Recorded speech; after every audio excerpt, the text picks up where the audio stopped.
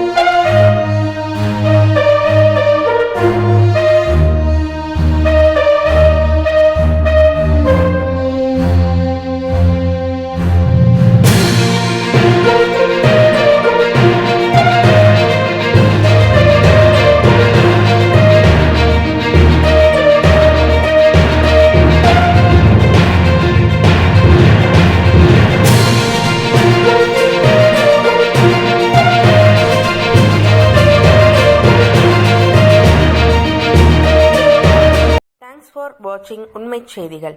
நெல்லை செய்திகளை உடனுக்குடன் தெரிந்து கொள்ள சேனலை சப்ஸ்கிரைப் பண்ணுங்க, லைக் பண்ணுங்க, ஷேர் பண்ணுங்க.